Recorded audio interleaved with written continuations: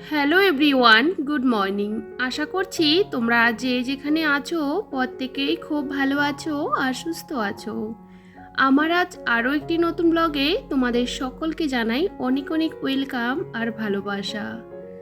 সকালবেলা ঘুম থেকে উঠে গেছি, উঠে সমস্ত বাসি আসি কাজগুলো কমপ্লিট করে নিয়েছি, কারণ ছেলেকে নিয়ে যাব স্কুলে। আজকের দিনটা যেহেতু বৃহস্পতিবার ছিল, আর বৃহস্পতিবার মানে আমাদের বাড়ির বোদের প্রচুর কাজকর্ম। তো সকালবেলা উঠে বাসি কাজের সাথে ঠাকুরের বাসন টাসন ঠাকুর ঘরটাও পরিষ্কার করে নিয়েছি। আর এখন গাছের মধ্যে একটু জল দিয়ে দিয়েছিলাম, আর সকালে বানিয়েছিলাম রুটি। আজকে ছেলেকে রুটি দিয়ে দুধ দিয়ে খাওয়াবো, ও বলছিল যে রুটি খাবে। তো আর অন্য কিছু বানাইনি, তো ভাবলাম চলো। আর ও না একদমই অমলেট ডিমটা খেতে চায় না, সেহেতু ওকে কিন্তু রুটিটা সবসময় সস দিয়ে না হলে কি বলতো দুধ দিয়ে খাওয়াই। ছেলেকে খাওয়াতে খাওয়াতে আমার অনেকটা সময় কিন্তু চলে যায়, যেহেতু ছোট বাচ্চা বুঝতে পারো, খাবার খাওয়াতে বসালে অনেকটা বায়না করে। তো যাই হোক, সকালে টিফিনটা রেডি করে ওকে কিন্তু স্কুলে দিয়ে এসেছি। আমার বর যেহেতু কালকে চলে গেছে, এখন কিন্তু সমস্ত দায়িত্বগুলো আবারও আমার কাঁধের উপরে পড়ে গেছে। ও যখন বাড়িতে আসে কয়টা দিন আমি কিন্তু বেশ শান্তিতে কাটাতে পারি, কারণ জানো তো, এই রোদ্দুরে গরমের মধ্যে একবার বাড়ির কাজ একবার বাচ্চাকে নিয়ে স্কুলে দৌড়াদৌড়ি করা অনেকটাই কষ্ট। তবে কিচ্ছু করার নেই, যখন নিজের ঘাড়ের উপর পড়বে সবটা কিন্তু নিজেকেই করতে হয়। আমাদের এখানে আজকে বেশ কয়েকটা দিন ধরে অতিরিক্ত গরম পড়ছে। গরমটা সহ্য করতে পারছিলাম না, জানো তো, এত গরম পড়ছে। তারপরে ওই যে বেরোতে হয়, বিশেষ করে বাড়ি থেকে বেরোলে না গরমের পরিমাণটা আরও বেশি লাগে। তো যাই হোক, আমরা তো আর সকাল থেকে বসে থাকতে পারি না, অনেক সংসারের কাজকর্ম আছে, সেগুলো করতে হয়। আর জানো তো, সংসারের কাজকর্ম থেকে আমরা কখনোই ছুটি পাবো না, কারণ সবারই ছুটি থাকলেও বাড়ির বউদের কখনোই ছুটি নেই। তো দেখো, ভাবলাম আজকে না আমার অনেক কাজ আছে, মাসকাবাড়ি বাজারটা আমাকে গোছাতে হবে, সমস্ত দিকটা এলোমেলো হয়ে আছে। আর সাথে চালের বস্তাগুলোও কিন্তু খাটের নিচে এমনিতেই বসিয়ে রেখেছি। আর জানো তো, সবটা আমাকে গোছাতে হবে। তার আগে ভাবলাম চলো আগে বেডরুমটাকে গুছিয়ে নিই, কারণ দেখবে এদিকে মাসকাবাড়ি বাজার গোছাতে অনেকটাই সময় লেগে যাবে, তার মধ্যে এই সমস্ত কাজগুলো পড়ে থাকলে ভালো লাগে না। আমি সবসময় কাজকর্ম করলে সবসময় চেষ্টা করি স্টেপ বাই স্টেপ কাজগুলো করতে। সকালে যত তাড়াতাড়ি উঠি না কেন, সংসারের অনেক কাজ আছে, সেগুলো করতে হয়। যেহেতু বৃহস্পতিবার ছিল, ঠাকুরের থালা বাসনগুলো পরিষ্কার করতে আমার অনেকটাই সময় লেগে গেছে, জানো তো। তবে যাই হোক, এখন ভাবলাম চলো বেডরুমটাকে ভালো করে গুছিয়ে ঝাড়পাট দিয়ে রাখি, কারণ জানো তো ঘর দুয়ারগুলো গুছিয়ে রাখতে আমি বরাবরই পছন্দ করি। আবার ছেলেকে আনতে যেতে হবে, এই চিন্তায় আমাকে কাজগুলো করতে হয়। ওকে স্কুলে ঢুকিয়ে আমি তাড়াহুড়ো করে বাড়ি এসে ড্রেস চেঞ্জ করে আবারও কিন্তু কাজে লেগে পড়ি। সকালে কি বলতো রুটি করেছিলাম, আর সে রুটি আমি কিন্তু খাইনি, শুধু ছেলের জন্যই করেছি, অল্প করে আর কি। আসলে কি বলতো, আমার না সেরকম ভালো লাগে না রুটিটা। আর মানে বিশেষ করে সকালবেলা সেরকম আমি কিছু খাই না, একটু দেরি করে খাওয়ার চেষ্টা করি। তার মধ্যে বৃহস্পতিবার দিন না খেয়ে পুজোটা করার চেষ্টা করি। যাই হোক, বাইরে দেখতে পাচ্ছ রোদ্দুরটা আস্তে আস্তে বারান্দার মধ্যে চলে এসেছে, আর জানো তো এক ফোঁটা দাঁড়াতে পারি না, ভীষণ গরম লাগে। তো যাই হোক, এদিকে ঘরটরগুলো ঝাড় দিয়ে নিয়েছি, রান্নাঘরটাও কিন্তু ঝেড়ে মুছে পরিষ্কার করে নিলাম। এখন এই ঘরে আসলাম, কারণ এই ঘরটা আমাকে গোছাতে হবে, একদমই এলোমেলো হয়ে গেছে।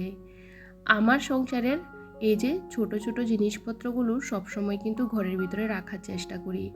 স্বামীর অল্প ইনকামে আমি কিন্তু আমার সংসারটাকে চালাই, তবে একটু বুদ্ধি করে চালার চেষ্টা করি।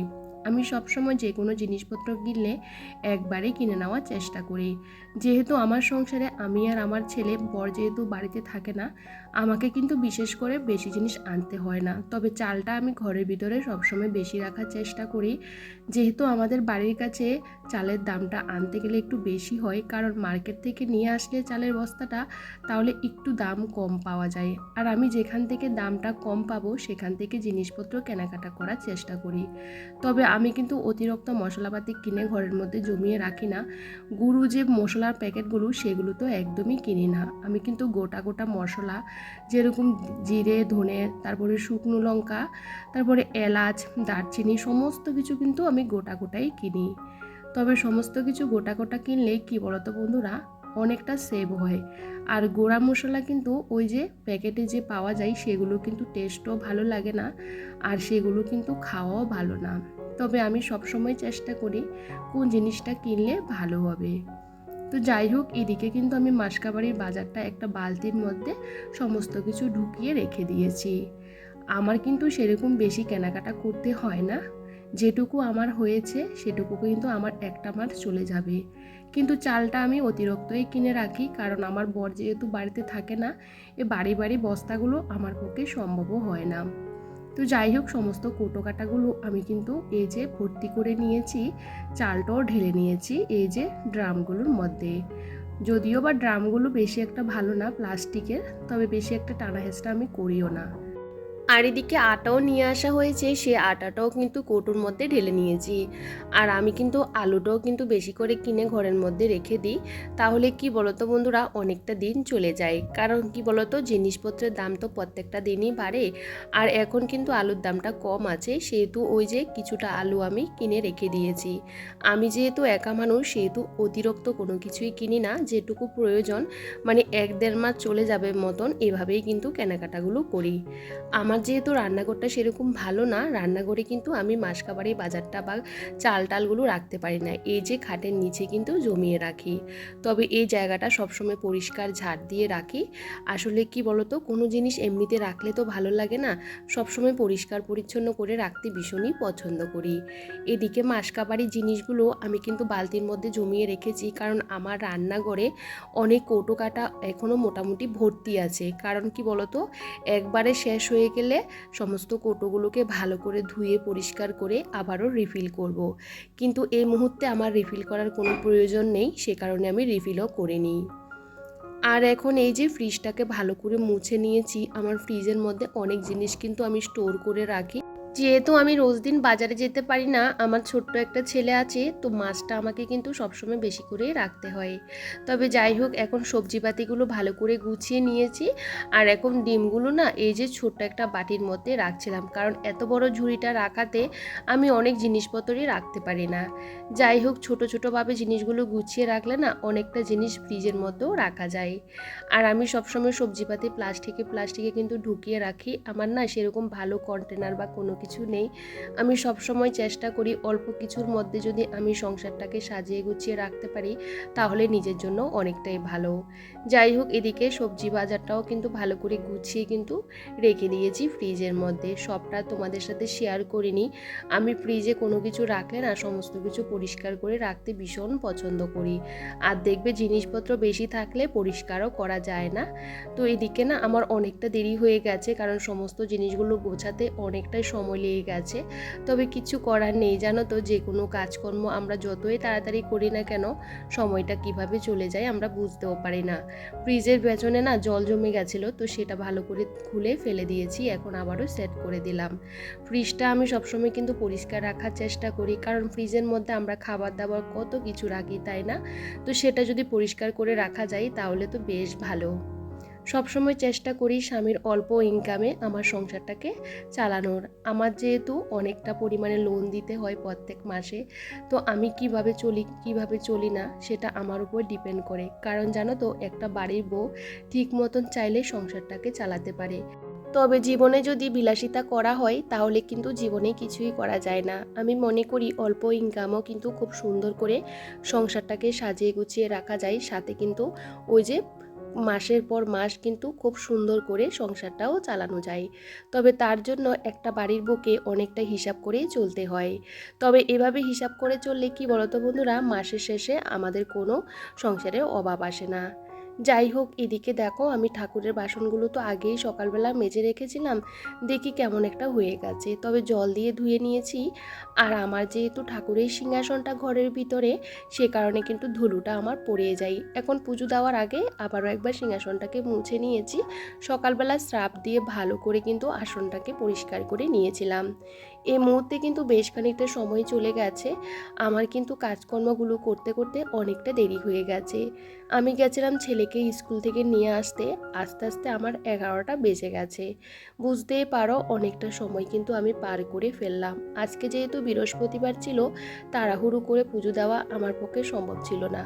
সেহেতু কি বলতো বন্ধুরা, ওকে নিয়ে এসে আমি আস্তে ধীরে পুজোটা করলাম, কারণ বৃহস্পতিবারে পুজো করতে অনেকটাই সময় লেগে যায়। যাই হোক, শান্তিতে যদি আমরা পুজোটা দিতে পারি অনেকটা ভালো লাগাও কিন্তু কাজ করে। যাই হোক, আজকে মা লক্ষ্মীর জন্য আমি যেটুকু পেরেছি সেটুকু আয়োজন করেছি, আর সেভাবে পুজোটা করারও চেষ্টা করেছি। ছেলেকে যেহেতু বাড়িতে নিয়ে এসেছিলাম, কিছুই এখনও খেতে দিইনি। আগে আমি বাড়িতে এসে হাত পা ধুয়ে পুজোটা করে নিয়েছি। আর এদিকে চলে আসলাম রান্নাঘরে। আজকে না রান্নার সেরকম ঝামেলা নেই, কারণ কালকের বেশ খানিকটা তরকারি রয়ে গেছে। তো ভাবলাম সে কারণে ওই তরকারিগুলোকে ভালো করে গরম করে নেব, আর আমার জন্য একটু লাউ শাক করব। আমার বাড়িতে তো অনেক লাউ হয়েছে, সাথে অনেক শাকও হয়েছে, রাস্তার মধ্যে ঝুলে ঝুলে পড়ছিল। তো ভাবলাম ওইগুলো নষ্ট হবে না, দুটো ডাঁটা কেটে নিয়ে এসলাম। তো সেগুলো এখনও কাটিনি, আগে না টিফিনটা খেয়ে নিই, যেহেতু অনেকটা দেরি হয়ে গেছে।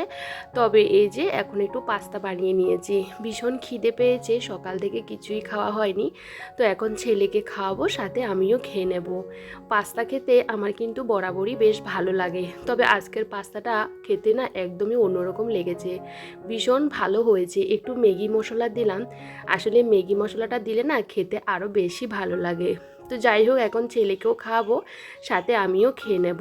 ভাতটা তো বসিয়ে দিয়েছি, আর লাউ শাকটা আমার কাটতে একটুখানি দেরি হয়েছে। আসলে কি বলতো, লাউ শাক খেতে আমি বরাবরই পছন্দ করি, সেহেতু ভাবলাম চলো, কালকে যেহেতু তরকারি রয়ে গেছে, তো আজকে যেহেতু রান্নার ঝামেলা নেই, লাউ শাক একটু করি। তবে যেহেতু পছন্দ করি, সেহেতু এই যে এখন শুকনো লঙ্কা, পেঁয়াজ কুচি, তারপরে রসুন, তারপরে একটু দিয়েছিলাম ওই যে কালো জিরা, কারণ কালো জিরা দিলে না টেস্টটা বেশি ভালো লাগে। প্রথমে ভালো করে এগুলোকে একটু আমি কিন্তু ভাপিয়ে নিয়েছি হালকা করে আর কি, আর তারপরে কিন্তু তেল দিয়ে সমস্ত কিছু দিয়ে ভালো করে নাড়াচাড়া করে নিলাম।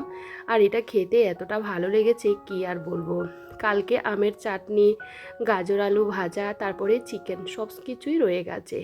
মানুষ একজন, এত কিছু রান্না করে আর লাভ নেই, সেহেতু কালকে তরকারিটা পড়ে থাকবে, সেহেতু রান্নাবান্না করে নিই। তবে গ্যাসটা না এই যে ভীষণ পরিমাণে নোংরা হয়ে গেছে, তিল ছিটে ভাবগুলো পড়েছে। সকালবেলা রুটি করেছিলাম, যদি বা মুছেছি, কিন্তু গুঁড়ো গুঁড়ো ভাবগুলো এত চারদিকে পড়ে থাকে কি বলবো। টিনের রান্নাঘরে এত গরম, আর আজকে রোদের তাপটা না এতটাই বেশি ছিল কি আর বলবো। রান্নাবান্না করার পর বাসনকোসনগুলো জমিয়ে রেখেছি। আর আজকে জানো তো কারেন্টেরও ভীষণ প্রবলেম হচ্ছে, এতবার কারেন্ট যাচ্ছে, আর গরমের দিনে কারেন্ট না থাকলে আরও বেশি কষ্টকর। আমার ছেলেকে প্রচণ্ড পরিমাণে ঘামায়, সাথে আমাকেও ঘামায়। আর যেখানে আমি বাসন মাজি সেখানে কিন্তু ভীষণ রোদ্দুর। আর জানো তো, বৃষ্টি হলে বৃষ্টিতে ভিজে ভিজে বাসন মাজতে হয়, আর রোদ দিলে রোদের মধ্যে বাসন মাজতে হয়। তবে কিচ্ছু করার নেই, হেজে বাসনকোসনগুলো মেজে নিয়েছি। আর রান্নাঘরে কয়েকটা টেবিল রাখা থাকে, সেগুলোও কিন্তু ভালো করে ধুয়ে নিচ্ছি। এগুলোর মধ্যে যদিও বা বসি হয় না, তো এমনিতে সাজিয়ে রাখি, আর সে কারণে ধুলোটাও বেশি পড়ে। যদি ব্যবহার করতাম তাহলে কিন্তু ধুলোটা পড়তো না। তবে এই যে প্রয়োজন হয় না, অনেক সময় কেউ আসলে প্রয়োজন হয়। সে টেবিলগুলোকে, বালতিগুলোকে ধুয়ে নিয়েছি, আর এখন এই যে এগুলোকে নিয়ে রাখবো ঘরে। রোদের মধ্যে বাসন মাজতে ভীষণ কষ্ট হয়, যত তাড়াতাড়ি পারি তত তাড়াতাড়ি কিন্তু কাজগুলো করে নেওয়ারও চেষ্টা করি। আর এদিকে বাসন মাজতে মাজতে আমার অবস্থা খারাপ হয়ে গেছে। তারপরে ছেলেকে চান করালাম, আমি একটু হাত পাগুলো ধুয়ে নিয়েছি। আর জানো তো কারেন্ট ছিল না, আর এত গরম লাগছিল কি আর বলবো। ছেলেকে খাইয়ে দাইয়ে একটু ঘুম পাড়িয়েছি। কারেন্টের এত প্রবলেম হচ্ছে আজকে কি আর বলবো, মানে সকাল থেকে 3বার কারেন্ট চলে গেছে, প্রায় আধ ঘন্টা পর পর আসছিল কারেন্ট। তো ভাবলাম চলো দুটো হাত পাকা বানাই। ছেলে কিন্তু উঠে পড়েছে, একদমই ঘুমাচ্ছিল না। বেশ অনেক দিন আগে আমার ঘরে হাত পাকা ছিল, সেগুলো খারাপ হয়ে গেছে। তারপরে এই যে ব্যাটনগুলো ছিল সেগুলো দিয়ে আমি দুটো বানিয়ে নিলাম। আর এই হাত পাকাগুলো ভীষণ ভালো হয়েছে, ভীষণ হাওয়াও লাগে। তবে নিজের মতন করে বানানোর চেষ্টা করেছি, তবে পারফেক্ট কিন্তু আমি বানাতে পারি না। তবে চলো আজকে ব্লগটা এখানেই শেষ করছি। সবাই ভীষণ ভালো থেকো, সুস্থ থেকো, সবাই পরিবারকে নিয়ে। তাহলে আজ আসি বন্ধুরা, সবাইকে টাটা।